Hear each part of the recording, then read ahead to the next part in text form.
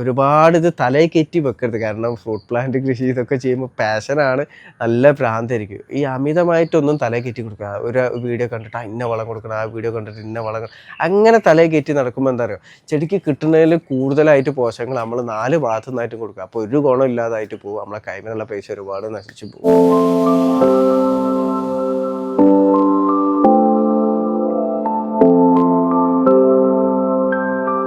Hi, നമസ്കാരം. ഫാസിലാണ്. എൻ്റെ പുതിയ വീഡിയോയിലേക്ക് എല്ലാവർക്കും സ്വാഗതം. ഞാനിന്ന് പറയാൻ വേണ്ടി പോകുന്നത് വെച്ചാൽ, എന്നോട് ഒരുപാട് ആൾക്കാർ ഇപ്പോൾ ഈ ഒരു മെയ് മാസത്തിൽ ചോദിച്ചുകൊണ്ടിരിക്കുന്ന വാട്സാപ്പിലും കമൻറ്റിലൂടെയൊക്കെ വെച്ചാൽ അവരെ വീട്ടിൽ നട്ടിട്ടുള്ള മാവുകൾ 2-3 വർഷമായി ഇതുവരെ കായ്ഫലം കിട്ടിയിട്ടില്ല. അപ്പോൾ ഈ സീസണിൽ നമ്മൾ കായ്ഫലം കിട്ടാൻ വേണ്ടി നമ്മൾ എന്ത് വളമാണ് കൊടുക്കേണ്ടത്, എങ്ങനെയാണ് പരിചരിക്കേണ്ടത് എന്നുള്ളത്. അപ്പോൾ ഞാൻ ഇതിന് മുന്നേ ചെയ്തിട്ടുള്ള വീഡിയോകളൊക്കെ കണ്ടിട്ടുണ്ട് പലരും. വെച്ചാൽ ഞാൻ പ്രൂണിങ് ചെയ്യുന്നതും അതേപോലെ വളങ്ങൾ കൊടുക്കുന്നതിനെ കുറിച്ചിട്ട്. അപ്പോൾ അങ്ങനെയാണ് ഈ ഒരു ഡൗട്ട് ചോദിക്കുന്നത്. അത് മാവിൽ മാത്രമല്ല കേട്ടോ, മറ്റു ഫ്രൂട്ട് പ്ലാന്റിലൊക്കെ ചോദിക്കുന്നുണ്ട്. അപ്പോൾ അതിനൊക്കെയുള്ള മറുപടിയാണ് ഞാൻ ഇന്നത്തെ എൻ്റെ വീഡിയോയിലൂടെ പറയുന്നത് കേട്ടോ. അപ്പോൾ എല്ലാവരും വീഡിയോ മുഴുവനായിട്ട് കാണാൻ വേണ്ടി ശ്രമിക്കുക. നമുക്ക് വീഡിയോയിലേക്ക് പോവാം. അപ്പോൾ നമ്മൾ ആദ്യം മനസ്സിലാക്കേണ്ടത് എന്താ വെച്ചാൽ, നമ്മൾ ഈ മെയ് മാസത്തിൽ നമ്മൾ ചെയ്യുന്ന വളങ്ങളോ അല്ലെങ്കിൽ നമ്മളെ പ്രൂണിങ് പരിചരണ രീതികളോ ഇതൊക്കെ നമ്മൾ കായ്ഫലം കിട്ടാൻ ഇത് മാത്രം ചെയ്തത് കൊണ്ട് യാതൊരുവിധ കാര്യമില്ല കേട്ടോ. ആദ്യം നമ്മൾ മനസ്സിലാക്കേണ്ടതാണ്. ഇപ്പോൾ ഒരു ചെടി പൂക്കണം കായ്ക്കണം എന്നുണ്ടെങ്കിൽ അതിന് ഘട്ടം ഘട്ടമായിട്ട് ചെയ്യേണ്ട വെച്ചാൽ കിട്ടേണ്ട പോഷകങ്ങളുണ്ട്. അപ്പോൾ അതേപോലെ വളർച്ചാ രീതികളൊക്കെ ഉണ്ട്. അപ്പോൾ അതിനനുസരിച്ച് നമ്മൾ സ്റ്റാർട്ടിങ് ആണ് നമ്മൾ ഈ ഒരു മെയ് മാസത്തിൽ കൊടുക്കുന്നത്. വെച്ചാൽ ഇപ്പോൾ ഒക്ടോബർ നവംബർ ഡിസംബർ മാസങ്ങളിൽ ഇപ്പോൾ ഒരു മാവ് പൂക്കണം എന്നുണ്ടെങ്കിൽ അതിന് ആദ്യ ഘട്ടം എന്നുള്ള രീതിയിൽ നമ്മൾ ഇപ്പോഴേ ചെയ്തു പോകണം, മെയ് മാസത്തിലേ ചെയ്തു പോകണം. ഉദാഹരണത്തിന് നമ്മളിപ്പോൾ മെയ് മാസത്തിൽ ഇപ്പോൾ വലിയ മാവുകളൊക്കെ ആണെന്നുണ്ടെങ്കിൽ അത്യാവശ്യം തിങ്ങി നിറഞ്ഞിട്ട് നിൽക്കുകയെന്നുണ്ടെങ്കിൽ നമ്മളൊന്ന് പ്രൂൺ ചെയ്ത് കൊടുക്കുക. ഈ പ്രൂൺ ചെയ്ത് കൊടുക്കുന്നത് എന്തിനാണെന്ന് വെച്ചാൽ, നമ്മളെ കമ്പുകൾ ഇങ്ങനെ തിങ്ങി നിൽക്കുന്ന ടൈമിൽ കമ്പിലേക്കൊന്നും സൂര്യപ്രകാശം എത്തൂല. അപ്പോൾ സൂര്യപ്രകാശം കറക്റ്റായിട്ട് കമ്പുകളിലേക്കൊക്കെ എത്തുമ്പോഴാണ് ഒരു മാവ് പെട്ടെന്ന് തന്നെ പൂവിടുക. വെച്ചാൽ പൂവിടാനുള്ള ടെൻഡൻസിലേക്ക് കൂടുതലായിട്ട് വരിക. അപ്പോൾ അതിനും വേണ്ടിയിട്ടാണ് നമ്മൾ ആ കൊമ്പ് കോതി കൊടുക്കുക. പണ്ട് കാലങ്ങളിൽ പറയും കൊമ്പ് കോതി കൊടുക്കുക, തോല് വെട്ടുക എന്നൊക്കെ പറഞ്ഞു കേട്ടിട്ടില്ലേ. വെച്ചാൽ മാവ് ഇങ്ങനെ തിങ്ങി വരുന്ന ടൈമിൽ അടുത്ത വർഷം നമ്മൾ കായ്ഫലം കിട്ടാൻ വേണ്ടിയിട്ട് നമ്മൾ കൊമ്പുകളൊക്കെ ഒന്ന് വെട്ടി കൊടുക്കും. അതാണ് നമ്മൾ ഈ പ്രൂണിങ് ചെയ്ത് കൊടുക്കുന്നത്. അതേപോലെ തന്നെ നമ്മളിപ്പോൾ ചെറിയ തൈകളൊക്കെ വാങ്ങാന്നുണ്ട്, ഇപ്പോൾ മാവിൻ്റെ പല വെറൈറ്റികളും വാങ്ങാന്നുണ്ട്, ഒറ്റ സ്റ്റിക്കായിട്ട് ഉണ്ടാവുക അധികം. അപ്പോൾ അത് നമ്മൾ അതേപടി നട്ട് കഴിഞ്ഞാൽ നീളത്തിൽ പോയിട്ട് ഇങ്ങനെ വളഞ്ഞു പോകുള്ളൂ. അപ്പോൾ അതൊക്കെ നമുക്ക് ഒന്ന് ട്രെയിൻ ചെയ്ത് കൊടുക്കാനൊക്കെ ബെസ്റ്റ് ടൈം എന്ന് പറഞ്ഞാൽ ഈ മെയ് മാസത്തിലാണ് കേട്ടോ. വെച്ചാൽ ഇപ്പോൾ നമ്മളിപ്പോൾ ബഡ് ചെയ്തതോ അല്ലെങ്കിൽ ഗ്രാഫ്റ്റ് ചെയ്തതിൻ്റെയോ ഒരു 2 അടി ഹൈറ്റിൽ എത്തിക്കഴിഞ്ഞാൽ നമുക്ക് അതൊന്ന് കട്ട് ചെയ്ത് കൊടുക്കുക. അതിന് ട്രെയിനിങ് എന്നാണ് പറയുക. കട്ട് ചെയ്ത് കൊടുത്താൽ അവിടുന്ന് 4-5 ശിഖരങ്ങൾ വരും. എന്നിട്ട് അതിലൊരു 3 ശിഖരം നിലനിർത്തുക. അങ്ങനെ നമ്മളൊരു കറക്റ്റ് ഒരു ഷേപ്പിലൊരു ബുഷാക്കി കൊണ്ടുവരാൻ വേണ്ടിയിട്ട് പറ്റും. അപ്പോൾ അങ്ങനത്തെ ട്രെയിനിങ്ങും നമുക്ക് ഈ ഒരു മെയ് മാസത്തിൽ നമുക്ക് ചെയ്യാൻ പറ്റും കേട്ടോ. മറ്റു മാസങ്ങളിലൊക്കെ ചെയ്യാൻ നല്ല ഷാർപ്പ് വെയിലില്ലാത്ത സമയം, അതേപോലെ കുത്തിയൊലിച്ച് മഴയില്ലാത്ത സമയത്തൊക്കെ നമുക്ക് ഈ ട്രെയിനിങ് ചെയ്യട്ടോ. പക്ഷെ നല്ലത് ഒരു മെയ് മാസങ്ങളിൽ ചെയ്യുന്നതാണ്. ഇനി അടുത്ത നമ്മൾ വളപ്രയോഗം വെച്ചാൽ, ഇപ്പോൾ അടുത്ത സീസണിൽ കായ്ക്കാൻ വേണ്ടി നമ്മൾ മാവിന് വളപ്രയോഗം എങ്ങനെയാണ് ചെയ്യുന്നത്, അപ്പോൾ വളങ്ങൾ എങ്ങനെയാണ് കൊടുക്കേണ്ടതെന്നും പ്രൂണിങ് എങ്ങനെയാണെന്നുള്ളതൊക്കെ ഞാൻ കഴിഞ്ഞ വർഷമൊക്കെ ഡീറ്റെയിൽ ആയിട്ട് ഞാൻ വീഡിയോ ചെയ്തിട്ടുണ്ട് കേട്ടോ. ആ വീഡിയോൻ്റെ ലിങ്ക് ഞാൻ ഈ വീഡിയോൻ്റെ ഡിസ്ക്രിപ്ഷനിൽ കൊടുക്കാം കേട്ടോ. അപ്പോൾ നമ്മൾ പ്രൂണിങ് ചെയ്ത് കൊടുത്താൽ ഇപ്പോൾ ചെടികൾക്ക് കിട്ടേണ്ടത് വെച്ചാൽ മഴ തുടങ്ങുന്ന ടൈമിൽ മണ്ണിലെ പോഷകങ്ങളൊക്കെ നഷ്ടപ്പെടും. അപ്പോൾ ചെടികൾക്ക് നമ്മളിപ്പോൾ പ്രൂണിങ് ഒക്കെ ചെയ്ത് കൊടുത്തു കഴിഞ്ഞാൽ ചെടികൾക്ക് നല്ല രീതിയിൽ വളർച്ചയാണ് വേണ്ടത്. അപ്പോൾ നമ്മൾ ജൈവ രൂപത്തിലുള്ള വളങ്ങൾ നമ്മൾ മണ്ണിലിട്ട് കൊടുത്താൽ മതി. വെച്ചാൽ ഉദാഹരണത്തിന് നമ്മളിപ്പോൾ ഒരു ഡ്രമ്മിൽ നട്ട ഒരു ചെടിയാണ് എന്നുണ്ട്, ഒരു മാവാണെന്നുണ്ടെങ്കിൽ അതിലേക്ക് നമുക്കൊരു 1 കിലോ 1.5 കിലോൻ്റെ അടുത്ത് നമുക്ക് ചാണകപ്പൊടി ഇട്ട് കൊടുക്കാം. വെച്ചാൽ ആദ്യം നമ്മൾ കുമ്മായിട്ട് ട്രീറ്റ് ചെയ്തതിന് ശേഷമാണ് കേട്ടോ നമ്മളിതൊക്കെ ചെയ്യേണ്ടത്. ഇപ്പോൾ കുമ്മായോ ഡോളോമേറ്റോ എന്ത് വേണമെങ്കിലും നമുക്കിട്ട് മണ്ണ് ട്രീറ്റ് ചെയ്യാം. അപ്പോൾ കുമ്മായ ആണെങ്കിൽ ഇപ്പോൾ ഞാൻ 2 ആഴ്ച മുന്നേ ഞാൻ വീഡിയോ ചെയ്തിരുന്നു. കാരണം ഒരു മെയ് ഫസ്റ്റായിട്ട് നമ്മൾ ചെയ്ത് വരുന്നതാണ് നല്ലത്. ഇനിയിപ്പം ചെയ്താലും കുഴപ്പമൊന്നുമില്ല കേട്ടോ. കുമ്മായ ഡ്രമ്മിലേക്ക് വെക്കാന്നുണ്ട് ഒരു 100 ഗ്രാമിൻ്റെ അടുത്ത് കുമ്മായ മണ്ണൊന്ന് ഇളക്കിയിട്ട് ഒന്ന് മിക്സ് ചെയ്ത് കൊടുക്കുക, നല്ല പുതട്ട് നനച്ച് കൊടുക്കുക. എന്നിട്ട് ഒരു 10 ദിവസം കഴിഞ്ഞതിൻ്റെ ശേഷം നമ്മൾ ഈ വളങ്ങൾ ഇട്ട് കൊടുക്കുക. ആ വളങ്ങൾ ഇട്ട് കൊടുക്കുമ്പോൾ നമ്മൾ ചാണകപ്പൊടി ആണെന്നുണ്ടെങ്കിൽ ഒരു 1.5 കിലോന് എടുക്കുക. ഡ്രമ്മിലേക്കാണ് കേട്ടോ പറഞ്ഞത്, വലിയ ഹാഫ് ഡ്രം ഉണ്ടല്ലോ അതിലേക്ക് 1.5 കിലോ ചാണകപ്പൊടി ഇട്ട് കൊടുക്കുക. പിന്നെ നമ്മളെ വീട്ടിൽ എന്തെങ്കിലും കിച്ചൺ വേസ്റ്റ് കമ്പോസ്റ്റുകളോ അങ്ങനത്തെ വളങ്ങളൊക്കെ ഉണ്ടെന്നുണ്ടെങ്കിൽ അത് നമുക്ക് ഇതിലേക്ക് ആഡ് ചെയ്ത് കൊടുക്കുക. ഇല്ലാന്നുണ്ടെങ്കിൽ നമ്മൾ എല്ലുപൊടി, വേപ്പിപ്പിണ്ണാക്ക്, കടലപ്പിണ്ണാക്ക് പൊടിച്ച് അങ്ങനെ വേണമെങ്കിലും നമുക്ക് ആഡ് ചെയ്ത് കൊടുക്കുക. അപ്പോൾ ഇത് എത്ര ക്വാണ്ടിറ്റി എടുക്കണം എന്ന് എല്ലാവരും ചോദിക്കും. അപ്പോൾ ഒരു ഏകദേശം എന്ന് പറഞ്ഞൊരു സുമാർ ജൈവം ആയതുകൊണ്ട് ലേശം കൂടിപ്പോയാലോ ലേശം കുറഞ്ഞു പോയാലോ ഒരു കുഴപ്പമില്ല. ഏകദേശം എന്ന് പറഞ്ഞാൽ ഇതെല്ലാം കൂടി മിക്സ് ആക്കിയത് വേണമെങ്കിൽ നമുക്ക് 1 കിലോൻ്റെ അടുത്ത് നമുക്ക് ഡ്രമ്മിലേക്ക് എടുക്കാം. 1.5 കിലോ ചാണകപ്പൊടി അടുത്ത് 1 കിലോൻ്റെ അടുത്ത് എടുക്കുക. ഇനിയിപ്പോൾ 3/4 കിലോനായാലും കുഴപ്പമില്ല, ലേശം കൂടി പോയാലും കുഴപ്പമില്ല.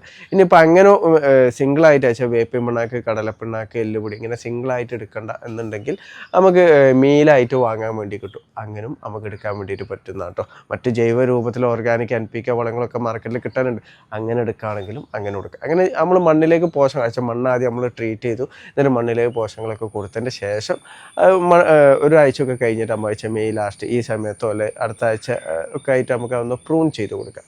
പ്രൂൺ ചെയ്ത് കൊടുത്തു കഴിഞ്ഞാലും ആ മുറിഭാഗത്ത് നമ്മൾ ഇപ്പോൾ പ്രൂൺ ചെയ്യേണ്ട എങ്ങനെയാണെന്ന് ഞാൻ ഇന്നലെ ഒരു വീഡിയോ ഇട്ടിരുന്നു. ചെരിച്ചിട്ടാണ് നമ്മൾ കട്ട് ചെയ്യേണ്ടത്. വെച്ചാൽ മഴത്തുള്ളി നമ്മൾ കട്ട് ചെയ്ത ഭാഗത്ത് നിൽക്കാത്ത രൂപത്തിലാണ് നമ്മളത് കട്ട് ചെയ്ത് കൊടുക്കേണ്ടത്. കാരണം മഴക്കാലമാണല്ലോ. അപ്പോൾ മഴത്തുള്ളി അവിടെ നിന്ന് കഴിഞ്ഞാൽ കമ്പുകളിൽ ഫംഗൽ ഇൻഫെക്ഷൻ വരാൻ ചാൻസ് കൂടുതൽ. അപ്പോൾ ഒന്ന് ചെരിച്ച് കട്ട് ചെയ്യുമ്പോൾ മഴത്തുള്ളി അവിടെ നിൽക്കില്ല, നേരിട്ട് ഒലിച്ച് പോയിക്കോളും. എന്നിട്ട് ഈ കട്ട് ചെയ്ത ഭാഗങ്ങൾ നമ്മൾ കോപ്രോസിക് ക്ലോറൈഡോ അല്ലെങ്കിൽ ബോഡോമിശ്രിതോ സാഫോ അങ്ങനെ എന്തെങ്കിലും പേസ്റ്റ് രൂപത്തിലായിട്ട് അവിടെ തേച്ച് കൊടുക്കുക, ഫംഗൽ ഇൻഫെക്ഷൻ വരാതിരിക്കുക. ഇങ്ങനെ നമ്മൾ ചെയ്ത് കഴിഞ്ഞാൽ ഇപ്പോൾ മഴ തുടങ്ങുന്ന ടൈമിൽ ഒരു 2 ആഴ്ച കഴിയുമ്പോൾ തന്നെ പുതിയ ശിഖരങ്ങൾ മുളച്ച് വരും. അപ്പോൾ മണ്ണിൽ ആ ഒരു സമയത്ത് നമ്മൾ ചെയ്യേണ്ടത് ഇപ്പോൾ മണ്ണിൽ നട്ടവരൊക്കെ ആണെന്നുണ്ടെങ്കിൽ ചിലപ്പോൾ തടം ചെറുങ്ങനെ ആക്കി വെച്ചിട്ടൊക്കെ ഉണ്ടാവും. കാരണം വേനൽക്കാലത്ത് വെള്ളം അതിൽ നിൽക്കാൻ വേണ്ടിയിട്ട്. അപ്പോൾ ആ ഒരു സമയത്ത് മഴക്കാലം ഉള്ള സമയത്താണെന്നുണ്ടെങ്കിൽ ആ തടം നേരെ കൂമ്പാരാക്കി കൊടുക്കാൻ വേണ്ടിയും പ്രത്യേകം ശ്രദ്ധിക്കണം കേട്ടോ. കാരണം വെള്ളം കെട്ടി നിൽക്കരുത് മഴക്കാലത്ത്. അപ്പോൾ ഈ തടം ഉള്ളതൊന്നും കൂമ്പാരാക്കി കൊടുക്കുക. എന്നിട്ട് പിന്നെ നമ്മൾ നനച്ച് കൊടുക്കണം. മണ്ണിലൊക്കെ ആണെന്നുണ്ടെങ്കിൽ നമ്മൾ നനച്ച് കൊടുക്കേണ്ട ആവശ്യമില്ല. ഡ്രമ്മിലൊക്കെ ആണെന്നുണ്ടെങ്കിൽ 2 ദിവസം കൂടുമ്പോഴൊക്കെ മഴ ഒന്ന് വിട്ട് നിൽക്കാമെന്നൊക്കെ ഉണ്ടെങ്കിൽ നമ്മൾ ഡ്രമ്മിലൊക്കെ ഉള്ളതിൽ നമ്മൾ നനച്ച് കൊടുക്കും വേണം കേട്ടോ. ഇങ്ങനെ നമ്മൾ ചെയ്ത പോലെ ചെടി പുതിയ ശിഖരങ്ങൾ വന്ന് നല്ല ഉഷാറായിട്ട് വരും. ഉഷാറായിട്ട് വരുമ്പോൾ ശിഖരങ്ങൾ വരിക എന്ന് പറയുമ്പോൾ ഇപ്പോൾ ഇത് നമ്മൾ കട്ട് ചെയ്ത ഭാഗത്തുനിന്ന് 4-5 ശിഖരങ്ങളൊക്കെ വരും. അപ്പോൾ അതൊന്ന് മഴ വിട്ട് നിന്നിട്ടായി ചിലപ്പോൾ ജൂലൈ ഒരു പകുതിയോ ഒക്കെ മഴ വിട്ട് നിൽക്കുന്ന ടൈമിൽ എക്സ്ട്രാ വന്ന ശിഖരങ്ങളുണ്ടല്ലോ നമ്മൾ തന്നെ തീരുമാനിക്കുക. ഇപ്പോൾ കറക്റ്റ് ഒരു സ്റ്റിക്കിലാണെന്നുണ്ടെങ്കിൽ അവിടെ നിന്ന് 4-5 ശിഖരം വന്നാൽ ഒരു ഷേപ്പിലേക്ക് ബാലൻസ് ആയി ചെടി നിൽക്കാനുള്ള രൂപത്തിൽ ഒരു 3 എണ്ണം നിലനിർത്തിക്കൊണ്ട് ബാക്കിയുള്ള നമ്മൾ കട്ട് ചെയ്ത് ഒഴിവാക്കി കൊടുക്കുക. എന്നിട്ട് പിന്നെ നമ്മൾ ഓഗസ്റ്റ് ലാസ്റ്റ് സെപ്റ്റംബർ 1 ആയിട്ടാണ് ആ മാവിന് വേണ്ടി അടുത്ത വളപ്രയോഗം നമ്മൾ തുടങ്ങുന്നത്. ആ ഒരു സമയത്ത് നമ്മൾ നൈട്രജൻ കുറച്ച് കൊണ്ട് വെച്ചാൽ നമ്മൾ ചാണകപ്പൊടിയോ അല്ലെങ്കിൽ നമ്മൾ മറ്റു കമ്പോസ്റ്റ് വളങ്ങളൊക്കെ കൊടുക്കുന്നുണ്ടെങ്കിൽ അതിൻ്റെ അളവ് ലേശം കുറച്ച് കൊണ്ടുവരിക. കുറച്ച് കൊടുന്നതിന് ശേഷം അതിലേക്ക് നമ്മൾ ഫോസ്ഫറസിൻ്റെ അംശം നമ്മൾ കൂടുതൽ കൊടുക്കുക. അപ്പോൾ എല്ലുപൊടിയോ അല്ലെങ്കിൽ റോക്ക് ഫോസ്ഫേറ്റ് നമ്മൾ ഇട്ട് കൊടുക്കുന്നുണ്ട്. അതിൻ്റെ അളവ് ലേശം റേഷ്യോ കൂട്ടി കൊടുക്കുക. അതേപോലെ പൊട്ടാസ്യത്തിനും തൊട്ട് താഴെയായിട്ട് അതിൻ്റെ റേഷ്യോയിൽ നമ്മൾ അളവ് അങ്ങനെ നമ്മൾ ജൈവവളം കൊടുക്കാൻ വേണ്ടി ശ്രദ്ധിക്കുക. നൈട്രജൻ കുറച്ചിട്ട് ഫോസ്ഫറസും തൊട്ട് താഴെ പൊട്ടാസ്യം എന്നുള്ള രൂപത്തിൽ നമ്മൾ ഇതേപോലെ തന്നെ നമ്മൾ കുമ്മായോ ഡോളോമേറ്റോ ഇട്ട് മണ്ണ് ട്രീറ്റ് ചെയ്തതിന് ശേഷം ആ സെപ്റ്റംബർ 1 മാസങ്ങളിലൊക്കെ ആയിട്ട് നമുക്ക് ഇങ്ങനെ അടിവളം ഇട്ട് കൊടുക്കുക. എന്നിട്ട് നമുക്ക് നനച്ച് കൊടുക്കുക. കാരണം അപ്പം മഴ എപ്പോഴും കുത്തിയൊലിച്ച് പെയ്തോളണമെന്നില്ല, ഒരു ഗ്യാപ്പൊക്കെ ഉണ്ടാവും. അപ്പോൾ നമ്മൾ നനച്ചും കൊടുക്കുക. ആ ഒരു സമയത്തും നമുക്കിനി ഇതേപോലെ എക്സ്ട്രാ ശിഖരങ്ങൾ വന്നൊന്ന് തിങ്ങി ആഴ്ചയിൽ മാവ് ഒന്ന് തിങ്ങി വരുന്നത് കണ്ടു കഴിഞ്ഞാൽ ആ ഒരു സമയത്ത് നമുക്ക് എക്സ്ട്രാ വരുന്നതൊക്കെ നമുക്ക് കട്ട് ചെയ്ത് കൊടുക്കാൻ വേണ്ടിയിട്ട് പറ്റുന്നതാണ് കേട്ടോ. അപ്പോൾ ആ മഴ വിട്ട് നിന്ന് കണ്ടാൽ നമുക്ക് ഫോളിയർ ആയിട്ടും വളങ്ങൾ കൊടുക്കുക. അപ്പോൾ ആ ഒരു സമയത്ത് നമ്മൾ NPKൻ്റെ വളമാണ് നമ്മൾ എടുക്കുന്നുണ്ട്. നൈട്രജൻ കുറഞ്ഞിട്ടുള്ള റേഷ്യോയിൽ ഫോസ്ഫറസും പൊട്ടാസ്യം കൂടിയിട്ടുള്ള റേഷ്യോയിൽ പലതും നമുക്ക് കിട്ടാറുണ്ട്. അങ്ങനത്തെ ഫോളിയർ വഴി കൊടുക്കുന്ന വളങ്ങൾ നമ്മൾ കൊടുക്കുക. ഇനി അല്ലാന്നുണ്ടെങ്കിൽ നാനോ DAP ആണെന്നുണ്ടെങ്കിൽ അങ്ങനെയും നമുക്ക് വാങ്ങിയിട്ട് നമ്മൾ ഇലകളിൽ സ്പ്രേ ചെയ്ത് കൊടുക്കാം. ആ ഒരു സമയത്ത് നമ്മൾ മൈക്രോ ന്യൂട്രിയൻസും കറക്റ്റായിട്ട് കൊടുക്കാൻ വേണ്ടി ശ്രമിക്കുക. ഞാനിപ്പോൾ കൊടുക്കേണ്ടതെന്ന് പറഞ്ഞാൽ വെച്ചാൽ ഇപ്പം മഴയാണ്, മഴക്കാലം തുടങ്ങിക്കഴിഞ്ഞാൽ നമ്മൾ ഫോളിയർ കൊടുത്തിട്ട് വലിയ കാര്യമില്ല. നമ്മൾ ഈ ജൈവ രൂപത്തിലുള്ള ഈ വളം തന്നെ നമ്മൾ കാര്യമായിട്ട് ഇട്ട് കൊടുത്താൽ മതി. മഴ മാറിയതിന് ശേഷം മാത്രം നമ്മൾ മൈക്രോ ന്യൂട്രിയൻസും ഇതേപോലെ ഫോളിയർ കൊടുക്കേണ്ട വെച്ചാൽ നൈട്രജൻ കുറിച്ചിട്ടുള്ള ആ ഒരു രീതിയിൽ നമ്മൾ വളങ്ങൾ കൊടുത്തു പോവുക. ഇനി അത് കഴിഞ്ഞിട്ട് ആ സെപ്റ്റംബർ 1 കൊടുക്കുമല്ലോ, അത് കഴിഞ്ഞാൽ പിന്നെ നമ്മൾ സെപ്റ്റംബർ കഴിഞ്ഞ് ഒക്ടോബറിലേക്ക് കിടക്കുമ്പോഴൊക്കെ പൂക്കാളുണ്ട്. ആ ഒരു ടൈമിൽ നമുക്ക് ഇതേപോലെ തന്നെ വേണമെങ്കിൽ നമുക്ക് മണ്ണിൽ ഫോസ്ഫറസ് കൂടുതൽ അടങ്ങിയ രീതിയിൽ ജൈവ രൂപത്തിലും ഇലകൾ നമ്മൾ ഈ ഫോളിയാർ കൊടുക്കുന്ന നമ്മളൊരു 10 ദിവസം ഗ്യാപ്പിൽ എന്നുള്ള രൂപത്തിലും നമ്മൾ സ്പ്രേ ചെയ്ത് കൊടുക്കുക. അപ്പോൾ അങ്ങനെ ആണെന്നുണ്ടെങ്കിൽ ഇപ്പോൾ കായ്ക്കാൻ പാകമായിട്ടുള്ളൊരു മാവാണെന്നുണ്ടെങ്കിൽ ആ മാവിൽ പൂവിടുന്നതാണ് കേട്ടോ. കറക്റ്റ് സൂര്യപ്രകാശം കിട്ടുന്നുണ്ടോ എന്നുള്ളതും കൂടി ഒന്ന് ഉറപ്പ് വരുത്തണം. അപ്പോൾ ഇങ്ങനെ ഘട്ടം ഘട്ടമായിട്ടാണ് നമ്മൾ വളങ്ങൾ കൊടുക്കുന്നത്. അപ്പോൾ നമ്മൾ ഇട്ട് കൊടുക്കുന്ന ഈ വളങ്ങളൊക്കെ ചെടികൾ വലിച്ചെടുക്കാൻ പാകത്തിലാണെന്നും കൂടി നമ്മൾ നോക്കണമല്ലോ. ചിലർ നമ്മളിപ്പോൾ അധികം ആൾക്കാരും വളങ്ങളൊക്കെ കറക്റ്റ് ഇട്ട് കൊടുക്കും, പക്ഷേ ചെടിക്ക് യാതൊരുവിധ മാറ്റം ഉണ്ടാവില്ല. അപ്പോൾ നമ്മളെ മണ്ണ് അസിഡിക് ആണോ എന്നുള്ളത് നോക്കണം. കാരണം മഴക്കാലത്ത് കുത്തിയൊലിച്ച് മഴ പെയ്യുന്ന ടൈമിൽ നമ്മളെ മണ്ണ് പെട്ടെന്ന് അസിഡിക് ആവും. അപ്പോൾ ചിലപ്പോൾ നമ്മൾ കുമ്മായ ഇട്ട് കൊടുത്തിട്ട് ചിലപ്പോൾ ശുദ്ധീകരിച്ചിട്ടുണ്ടാവില്ല. അപ്പോൾ വീണ്ടും നമ്മൾ ഈ വളം കറക്റ്റ് ഇട്ട് കൊടുക്കുമ്പോൾ അതിൻ്റെ ഗുണം കിട്ടില്ല എന്ന് വരും. അപ്പോൾ അതൊക്കെ നമ്മളൊന്ന് മനസ്സിലാക്കിയിട്ട് വേണം നമ്മൾ ചെയ്യാൻ വേണ്ടിയിട്ട്. വളങ്ങൾ ഇട്ട് കൊടുക്കുന്നതിന് മുന്നേ പ്രത്യേകിച്ച് ഡ്രമ്മിലോ പോട്ടിലൊക്കെ നട്ടതാണെന്നുണ്ടെങ്കിൽ നമ്മൾ കുമ്മായോ ഡോളോമേറ്റോ ഇട്ട് നമ്മൾ മണ്ണ് ട്രീറ്റ് ചെയ്ത് കൊടുക്കുക. അപ്പോൾ പലരും ചോദിക്കും ഈ പച്ചക്കക്കപ്പൊടി ഇട്ട് കൊടുത്തൂടെ എന്നുള്ളത് കമൻറ്റിൽ അധികം വരുന്നതാണ്. പച്ചക്കക്കപ്പൊടി നമുക്ക് ഇട്ട് കൊടുക്കുക. നമ്മൾ നൈസ് പൗഡറായിട്ട് പൊടിച്ച് വരുന്ന കക്കപ്പൊടിയാണെന്നുണ്ടെങ്കിൽ നമുക്ക് ഇട്ട് കൊടുക്കുക. അത് പെട്ടെന്ന് തന്നെ ഫലം കിട്ടും. അതേ സ്ഥാനത്ത് ക്രഷ് രൂപത്തിൽ വരുന്നതാണെന്നുണ്ടെങ്കിൽ അത് ഇട്ട് കൊടുത്താൽ നമുക്ക് ഉടനെയുള്ള ഫലം നമുക്ക് ഒരു കാരണവശാലും കിട്ടും. അത് സ്ലോ ആയിട്ട് മാത്രമേ ലീഡ് ചെയ്യുള്ളൂ. അപ്പോൾ ഇങ്ങനെ ചെയ്യുന്ന ടൈമിൽ പച്ചക്കക്കപ്പൊടി അങ്ങനെ ക്രഷ് രൂപത്തിലുള്ള ഇട്ട് കൊടുക്കാതിരിക്കുക. അപ്പോൾ പെട്ടെന്ന് ഫലം കിട്ടാൻ കുമ്മായോ അല്ലെങ്കിൽ ഡോളോമേറ്റോ ഇട്ട് കൊടുക്കുക. അങ്ങനെ ട്രീറ്റ് ചെയ്തതിന് ശേഷം മാത്രം നമ്മൾ വളങ്ങൾ കൊടുക്കുക. അപ്പോൾ അതിൻ്റെ കറക്റ്റായിട്ടുള്ള ഗുണം നമുക്ക് കിട്ടുള്ളൂ. അതേപോലെ തന്നെ ഈ മഴക്കാലമൊക്കെ തുടങ്ങി കഴിഞ്ഞാൽ നമ്മളെ ചെടിയിൽ കുമിൾ രോഗങ്ങളൊക്കെ കൂടുതലായിട്ട് വരും. ഇപ്പോൾ ഉദാഹരണത്തിന് നമ്മൾ വളങ്ങളും ഫസ്റ്റുള്ള നമ്മൾ ട്രീറ്റ് ചെയ്ത് അതിന് ശേഷം വളങ്ങളൊക്കെ ഇട്ട് നമ്മൾ കറക്റ്റായിട്ട് നോക്കും. പക്ഷെ നമ്മൾ ബാക്കിയുള്ള കാര്യം ശ്രദ്ധിച്ചിട്ടില്ല എന്നുണ്ടെങ്കിൽ അതിൽ യാതൊരുവിധ കാര്യം ഉണ്ടാവില്ല. കാരണം പുതിയ ശിഖരങ്ങൾ ഇപ്പോൾ ഈ പുതിയ തളിരിങ്ങനെ വരുന്നുണ്ടല്ലോ, ഈ തളിര് വരുന്ന ടൈമിലാണ് നമ്മളെ ചെടികളിൽ കീടശല്യം അതേപോലെ ഫംഗസിൻ്റെ ആക്രമണം ഒക്കെ നമ്മളെ ചെടിയിൽ വരിക. നിങ്ങൾ കണ്ടിട്ടുണ്ടോ തളിര് വരുമ്പോൾ ഇങ്ങനെ കത്രിക വെച്ച് കട്ട് ചെയ്തിരുന്നത് ഇലമുറിയ മണ്ണിൻ്റെ ആക്രമണം, അല്ലെങ്കിൽ ഇതിങ്ങനെ തളിരിൽ ഇങ്ങനെ ചുരുങ്ങി കൂടിക്കെടുക്കുന്നത്, അല്ലെങ്കിൽ തളിര് വരുന്ന ടൈമിൽ തന്നെ ഇങ്ങനെ കരിഞ്ഞ് കിടക്കുന്നത്. ഈ കരിഞ്ഞ് കിടക്കുന്നതൊക്കെ കുമിൾ രോഗമാണ്. ഈ കൂടിക്കെടുക്കുന്ന പുഴുശല്യം അങ്ങനെയൊക്കെയാണ്, പുഴുക്കൾ കൂട് കൂട്ടുന്നതാണ്. കട്ട് ചെയ്യുന്നത് ഞാൻ പറഞ്ഞില്ല ഇലമുറിയ മണ്ണിൽ. അപ്പോൾ ഇങ്ങനത്തെ എല്ലാ കീടശല്യം വരൽ ഈ മഴക്കാലത്താണ് കൂടുതലായിട്ട് ഉണ്ടാവുക. അപ്പോൾ നമ്മൾ എന്താ ചെയ്യണം, അതിനനുസരിച്ചിട്ട് നമ്മൾ കീടനാശിനിയും ഫംഗിസൈഡും നമ്മൾ കൊടുത്തുകൊണ്ടിരിക്കണം. അപ്പോൾ എല്ലാവരും ചോദിക്കും അതെങ്ങനെ ഇപ്പോൾ നമ്മൾ കറക്റ്റായിട്ട് കൊടുക്കാന്നുള്ളത്. ഞാൻ പറഞ്ഞുതരാം. നമ്മളൊരു മുൻകരുതലായിട്ട് മഴ ഒന്ന് വിട്ട് നിൽക്കുന്ന ടൈം നോക്കി ഒരു 5 ദിവസം കൂടുമ്പോൾ നമ്മൾ വേപ്പണ വെളുത്തുള്ളി മിശ്രിതം ഉണ്ടല്ലോ, അത് ഇലകളുടെ അടിഭാഗത്തൊക്കെ ഇങ്ങനെ അടിഭാഗത്തും മേൽഭാഗത്തായിട്ട് ഇങ്ങനെ സ്പ്രേ ചെയ്ത് പോകും. അപ്പോൾ എന്താ വെച്ചാൽ നമ്മൾ ഈ കീടശല്യത്തിൻ്റെ അളവ് നമുക്ക് കുറയ്ക്കാൻ വേണ്ടി. ഇനി ഒന്നും കൂടി എളുപ്പമായിട്ട് ഞാൻ പറഞ്ഞുതരാം.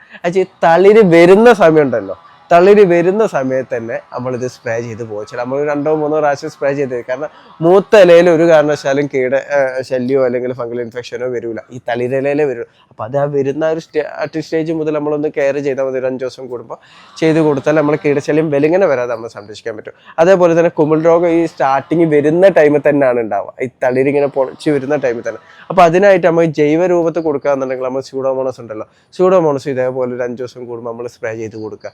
സ്പ്രേ ചെയ്ത് കൊടുത്തു കഴിഞ്ഞാൽ ആ കുമിൾ രോഗം വരുന്നത് നമുക്ക് തടയാൻ പറ്റും. ഇനി സ്യൂഡോമോണസ് എല്ലാം നമുക്ക് രാസരൂപത്തിലാണെന്നുണ്ടെങ്കിൽ നമ്മൾ സാഫ് സ്പ്രേ ചെയ്ത് കൊടുക്കുക. ഇതൊക്കെ വൈകുന്നേരങ്ങളിലാണ് നമ്മൾ ചെയ്ത് കൊടുക്കേണ്ടത് കേട്ടോ.